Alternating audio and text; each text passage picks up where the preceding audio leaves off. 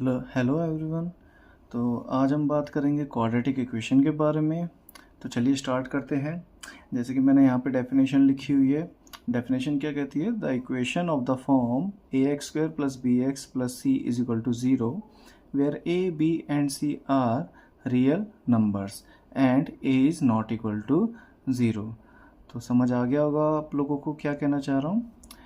ऐसी इक्वेशन जो A X square plus B x plus C equal to zero इस type की दिखती है और उसमें ए बी एंड सी क्या होते हैं? रियल नंबर्स होते हैं। अब ये रियल नंबर्स क्या होते हैं? Real numbers are the set of rational and irrational numbers. ठीक है, रैशनल नंबर्स और इरेशनल नंबर्स का सेट वो क्या कहलाता है? Real numbers.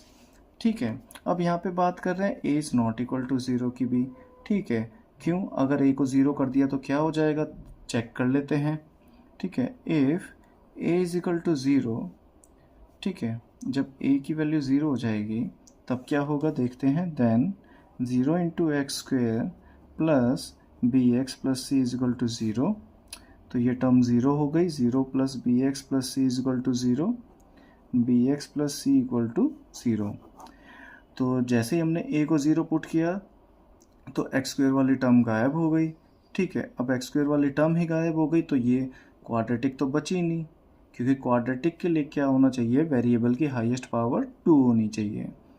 ठीक है, जब जब वेरिएबल की हाईएस्ट पावर 2, जब ये वाली टर्म गायब ही हो जाएगी तो ये किस में कन्वर्ट हो गई? लीनियर में। ठीक है, लीनियर में कन्वर्ट होगी, ये लीनियर फॉर्म हो गई हमारी। अब दो एग्जाम्पल मैंने लिए हैं यहाँ पे, x square minus three x minus ten is equal to zero and root two x square plus seven x plus five root two is equal to zero. ठीक है, तो रूट वाले भी एग्जाम्पल इसलिए ले लिए क्योंकि रियल नंबर्स की बात हो रही थी। ठीक है, इसीलिए मैंने दूसरा एग्जाम्पल रूट वाला लिया है। रूट वाले नंबर्स क्या होते हैं? जनरली इर्रेशनल नंबर्स होते हैं। ठीक है, तो इनको भी हम सॉल्व करना सीखेंगे। सॉल्व करने से पहले इसमें एक टर्म और आती है हमारे पास। ठीक है, वो होती है प्योर क्वाड्रेटिक। अब ये प्योर क्वाड्रेटिक क्या चीज़ है तो जल्दी से बता देता हूँ मैं।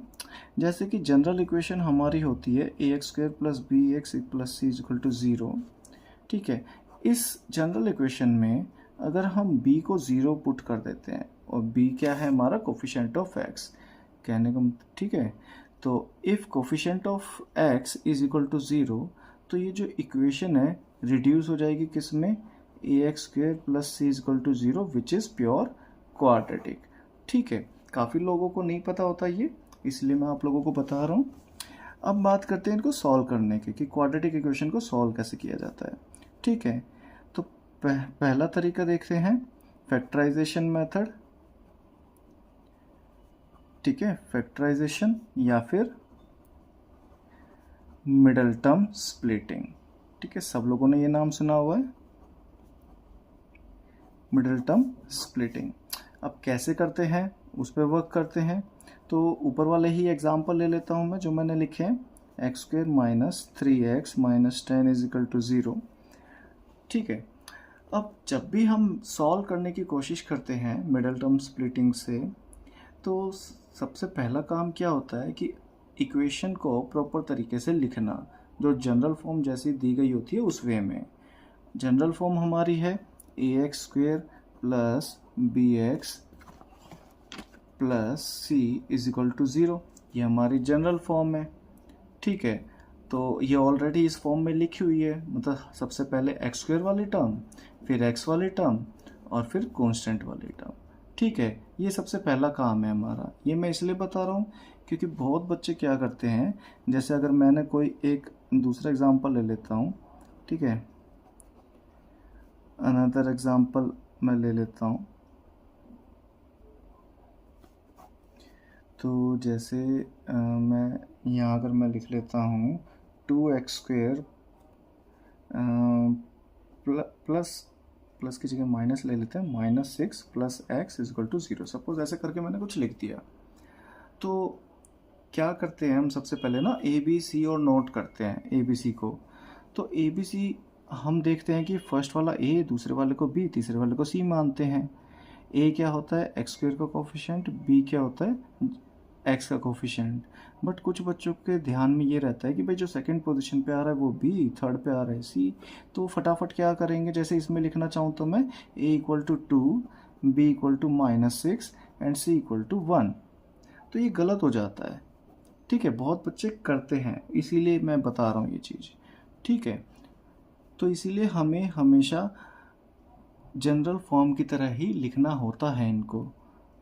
ठीक है, जनरल फॉर्म की तरह लिखेंगे, इसलिए हम इसको जो ऑलरेडी पहले से मैंने लिखा हुआ है, सबसे पहले एक्स स्क्वायर वाली टर्म, फिर एक्स वाली टर्म और फिर कांस्टेंट वाली टर्म।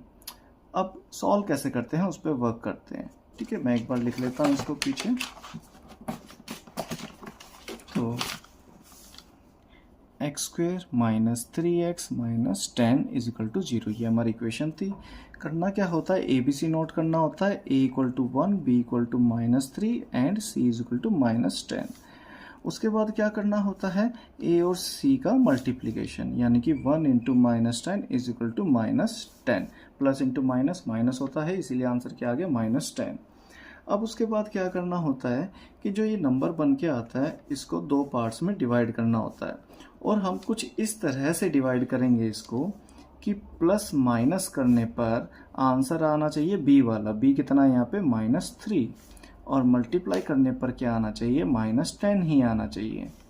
ठीक है, इस तरह से हम दो नंबर्स चूज़ करेंगे। अब ये दो नंबर्स चूज़ कैसे करते हैं, तो अलग अलग तरीका है, प्राइम फैक्टराइजेशन मेथड भी है, बट जनरली जब स्मॉलर नंबर होता है, जैसे कि यहाँ पे -10 ही है, ठीक है, तो हम कैसे स्टार्ट करते हैं इसको, सबसे पहले लिखेंगे 1 से स्टार्ट करेंगे, 1 से मल्टीप्लाई करना, 1 इंटू 10 इज इक्वल टू 10। ठीक है, 1 को 10 से किया, 10 आ गया, और साथ ही साथ हम चेक करते जाएंगे कि क्या इन नंबर्स का सम या डिफरेंस क्या -3 आ रहा है। ठीक है, मतलब पहले डिफरेंस चेक कर लो दोनों का, सम या डिफरेंस 3 आ रहा है या नहीं आ रहा, माइनस होगा या प्लस होगा वो हम बाद में बात करेंगे। ठीक है, पहले हम सिर्फ सम या डिफरेंस चेक करेंगे। अभी जैसे इन दोनों का डिफरेंस भी नहीं आ रहा 3, ना ही सम 3 आएगा। आगे बढ़ते हैं, 1 एक आगे बढ़ा दो, 2, ठीक है, 2 की टेबल में 10 आता है तो इसीलिए मैंने 2 से स्टार्ट किया, 2 5 जा 10। ठीक है, अब देखो यहाँ पे क्विकली देखते हैं, यहाँ पे हमें साफ दिख रहा है 5 और 2 का डिफरेंस कितना होता है 3।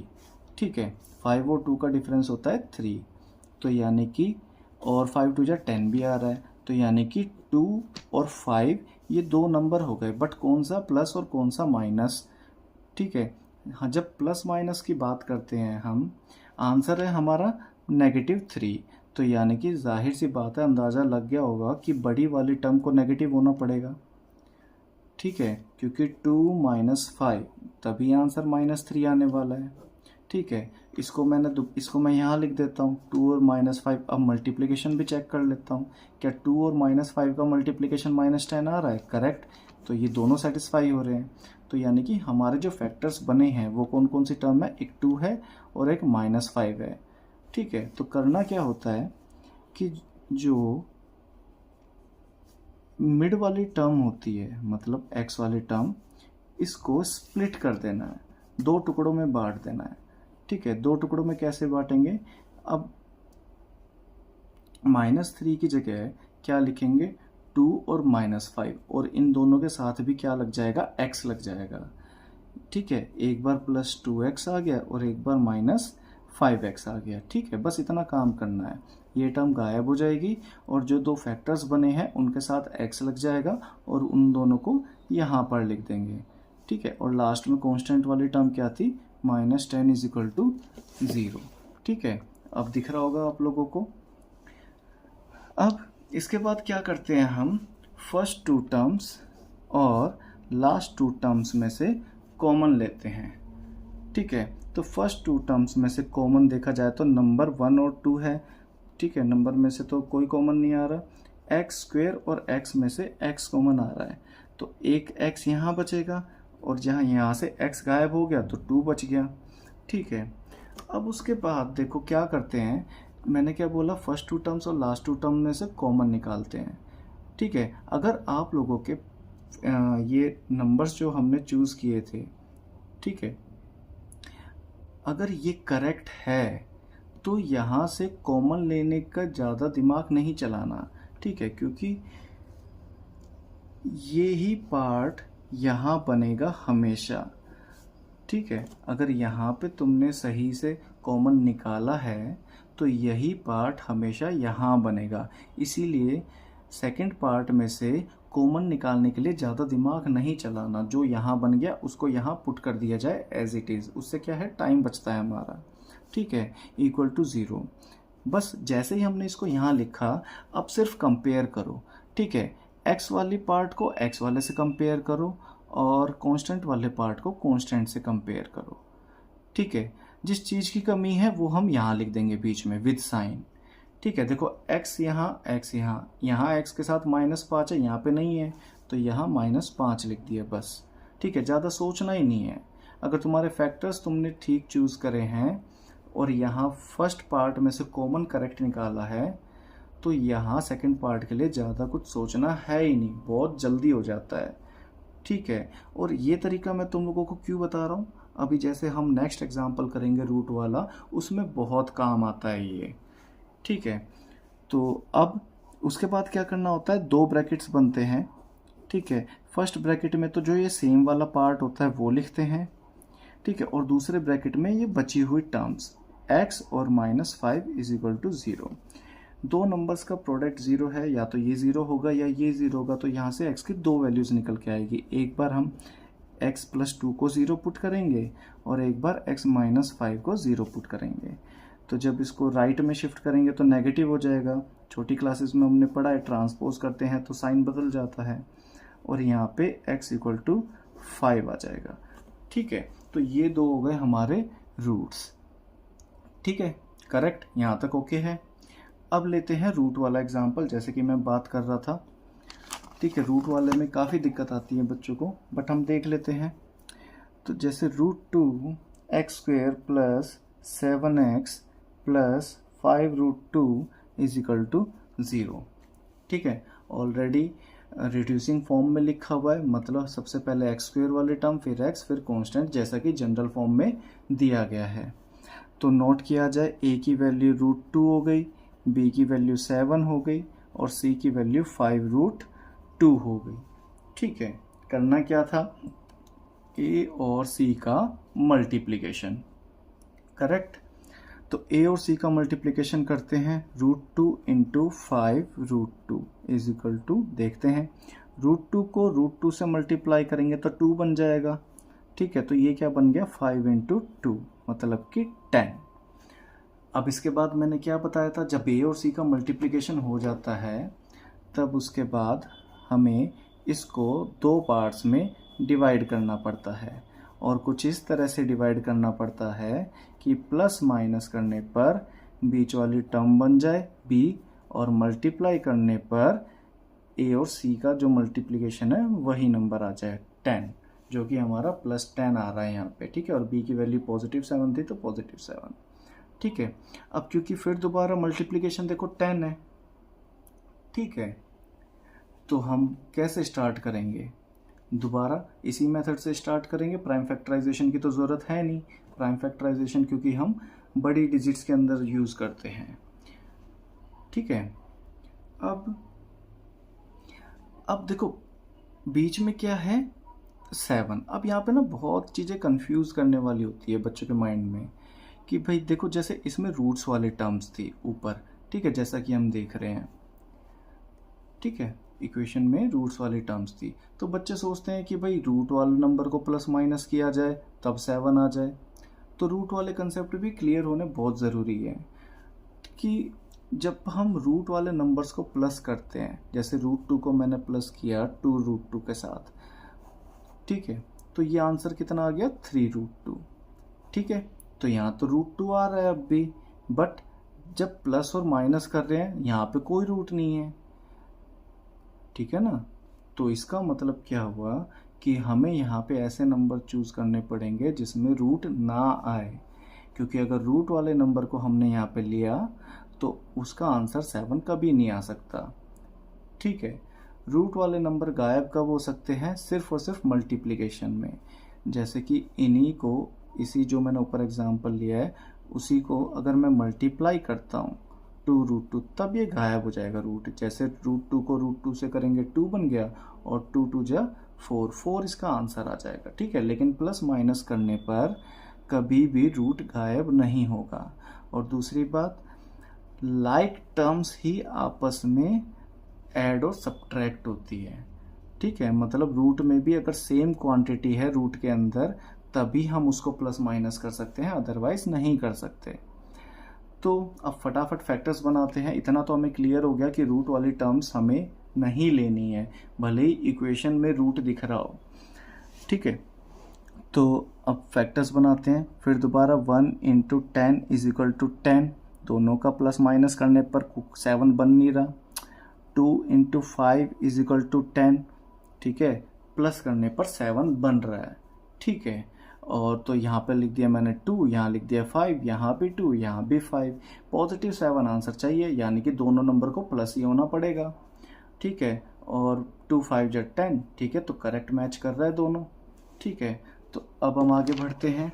तो क्या बताया था उसके बाद मैंने, √2x² + 7x + 5√2 = 0। बीच वाली टर्म को स्प्लिट करना होता है, यही बताया था मैंने। इसको हटा के हमें क्या लिखना होता है कि जो दो फैक्टर्स बने हैं उन दोनों को लिखना होता है x के साथ। तो ये +2x और ये +5x, और आगे जो बचा 5√2 = 0। फिर उसके बाद क्या बताया था, इसमें से कॉमन और इसमें से कॉमन लेना है। ठीक है, बट मैंने और भी चीज़ें बता दी थी कि हम हमेशा सिर्फ फर्स्ट टर्म में से कॉमन लेंगे करेक्ट तरीके से। अगर फैक्टर्स करेक्ट हैं हमारे तो सेकंड वाले ग्रुप में से हमें कॉमन लेने के लिए ज़्यादा नहीं सोचना। ठीक है, तो यहाँ से अब हम देखते हैं। तो ये क्या हो गया, यहाँ से √2, ठीक है, और यहाँ से 2।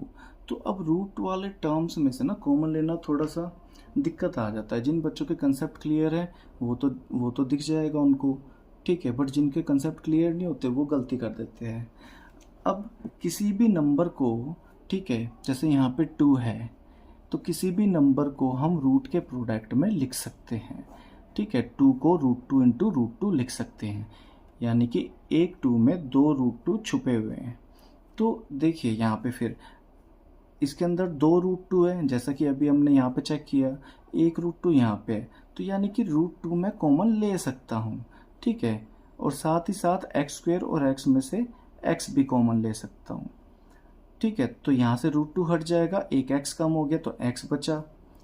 ठीक है, एक √2 चला जाएगा क्योंकि इसमें 2 छुपे हुए थे, तो एक √2 बच जाएगा यहाँ पे। ठीक है, ये हो गया। और उसके बाद मैंने क्या बोला था, इसको फटाफट से यहाँ लिख देना, और लिखने के बाद फटाफट कंपेयर करना। x का कंपेयर करेंगे तो 5 की कमी है, विद साइन यहाँ लिख दिया, ज़्यादा सोचना ही नहीं है। आगे मैच भी मत करो, बेशक कोई दिक्कत नहीं आएगी, आंसर हमेशा सही होगा। कब? अगर तुम्हारे फैक्टर्स करेक्ट हैं तो, और फर्स्ट वाले पार्ट में से तुमने करेक्ट तरीके से कॉमन निकाला है तो। ठीक है, अदरवाइज यहाँ भी तुम देखोगे कॉमन कैसे निकालना है, फिर यहाँ भी तुम थोड़ा दिमाग चलाओगे कॉमन कैसे निकाले, तो उसमें टाइम वेस्ट है। टाइम वेस्ट करना ही क्यों है, जो यहाँ है उसको लिखा, फटाफट कंपेयर किया, यहाँ लिख दिया।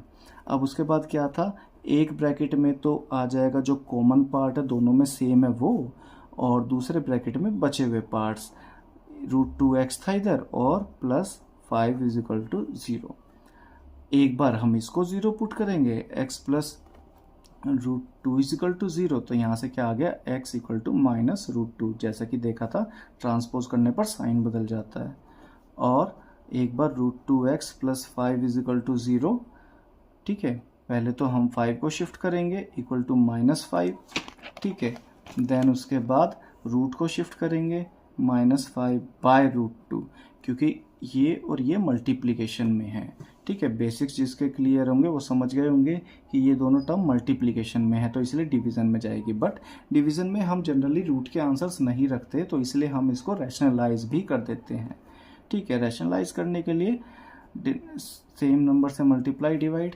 ठीक है, तो ये क्या बन गया, इस न्यूमरेटर से मल्टीप्लाई होगा तो -5√2, और √2 को √2 से करेंगे 2, जैसा कि अभी ऊपर देखा गया था। तो ये हो गए हमारे दोनों आंसर्स। ठीक है, तो ये है मिडल टर्म स्प्लिटिंग मेथड। ठीक है, होप सो आप लोगों को थोड़ा क्लियर हुआ होगा। ठीक है, कैसे क्या चेक करना होता है, ठीक है, फैक्टर्स कैसे चूज़ करते हैं। ठीक है, तो ये तो छोटे नंबर्स थे, इसलिए हमने टेबल की फॉर्म में चेक किया था इस तरह से। बड़े नंबर्स जब आएंगे, जो कि मैं एग्जांपल्स लूँगा नेक्स्ट वीडियो में, उसमें हम देखेंगे कि प्राइम फैक्टराइजेशन से बड़े नंबर्स का फिर हम फैक्टर्स कैसे बनाते हैं। ठीक है, तो अगर आप लोगों को समझ आया है, वीडियो अच्छी लगी है, तो कमेंट्स में बताइएगा और चैनल को लाइक एंड सब्सक्राइब ज़रूर कीजिएगा। Thank you.